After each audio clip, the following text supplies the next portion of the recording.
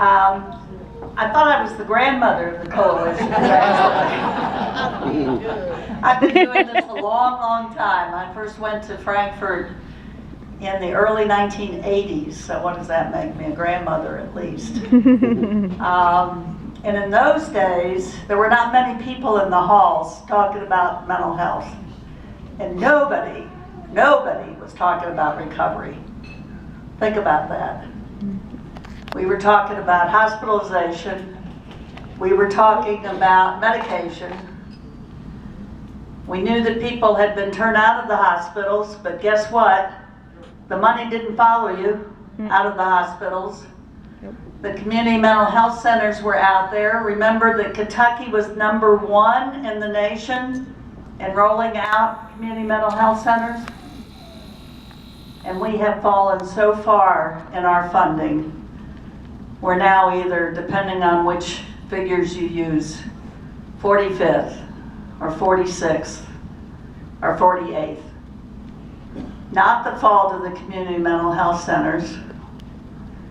I have said to now 5 governors at our rallies, you wouldn't tolerate that ranking with your basketball teams. Why do you tolerate it for people that need help? Amen.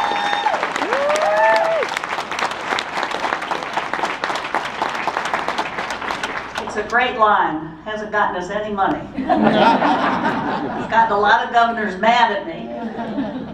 But you know, I have this secret weapon. Right now, the Secretary of the Cabinet's a little bit perturbed with me.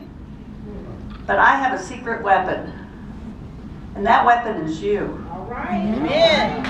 Because I know that when I need it, I send out the call. And the first call always goes to NAMI Lexington. And the next call goes to NAMI Louisville, NAMI Kentucky, and the other NAMIs, to all the comp care centers. And you know what I can do? I can fill that rotunda with 900 people. Thank you. Yeah. And when we did that in 2000, what did we do? We brought down the mighty insurance companies. Yes, we did. We said to them, no more discrimination. Well, you're not going to sell policies anymore that say to people, oh, if you have this thing called a mental and nervous disorder, you can only be in the hospital so many days. Doesn't matter what your diagnosis is or what your treating physician thinks you need. Or you can only have so many outpatient visits. I used to say to people, would you buy a cancer policy that said, oh, you can only be in the hospital 5 days? Or you can only have 10 chemo treatments? No. So how did they get by with that all those years? Amen. Because we had not found our voice yet. The stigma was too much. But people were afraid to come forward and say, I have a mental illness and I deserve recovery. Amen.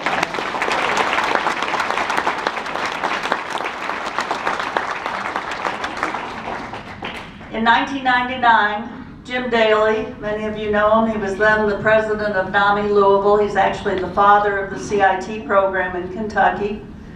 He and I were at a little conference. We were working on parity, and there was a speaker there, the first time she had ever spoken at this very small little conference, telling her story. And that person was Molly Klaus. All right.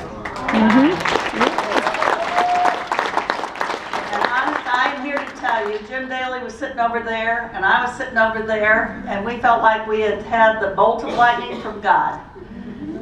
Okay, this is heavenly casting calling. This is the perfect person, because she had been a school teacher for over 20 years. She had been put out of the hospital because of her discriminatory insurance policy 3 different times against medical advice. She had lost her job, she almost lost her family, she lost her health, but she never lost her way. Amen. Amen.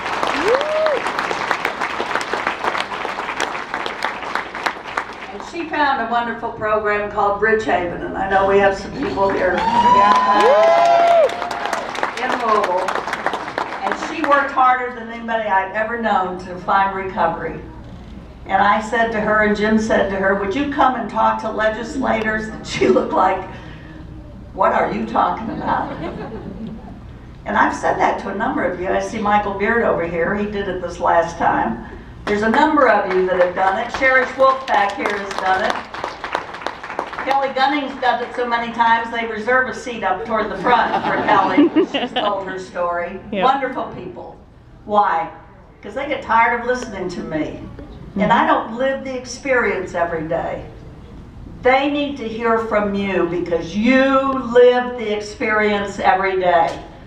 Right? Amen. Yep. So Molly Klaus testified in a room packed with insurance representatives, all the guys in black suits and white ties and expensive briefcases. And all these attorneys and all these legislators are kind of messing around and not paying attention. And she started telling her story, and you could have heard a pin drop in that room. There were actually people in tears when she finished her story.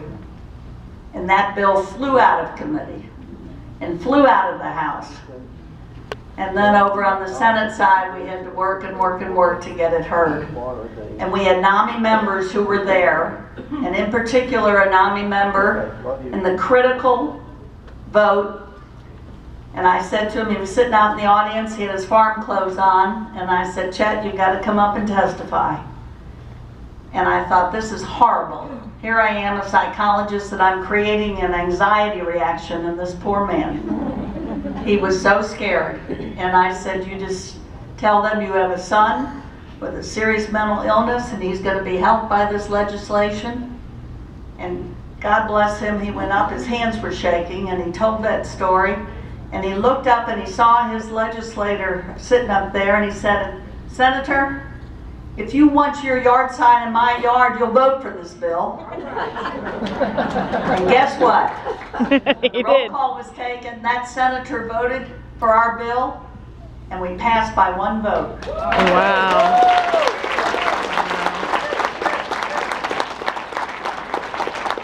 So don't you ever let someone tell you that your voice doesn't count.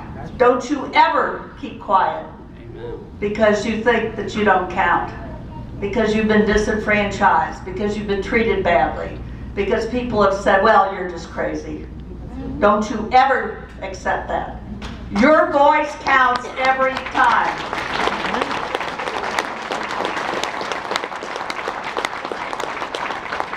And the beauty of the peer support specialist, think about this. What's a peer?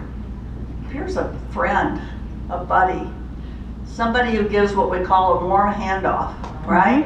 Yep. Is that what you all do? Yeah. You reach out and you say, hey, I've been there. Mm-hmm. I know what that's like, right? Yep. And I'm here to tell you that you can live through this and you can come out the other side. I can't think of anything, and I think Dr. O is right. We would want every one of our family members to have that warm buddy, that warm handoff, that peer support. And you do it with the strength of your experience, and you do it with the education you've gotten. Because I know how hard it is to do all that learning and to pass that certification exam. And then you got to keep on keeping on, right? So you should be so proud of yourselves. And when I go to Frankfurt, I never worry that I don't have an army behind me. For years I went up there and I thought, maybe I'm the only one. Maybe if I turn around, there won't be anybody following me. Never feel that way. And when I look out at this room, and I know it doesn't represent every peer support specialist, I am so proud to be among you and to be one of you. Thank you.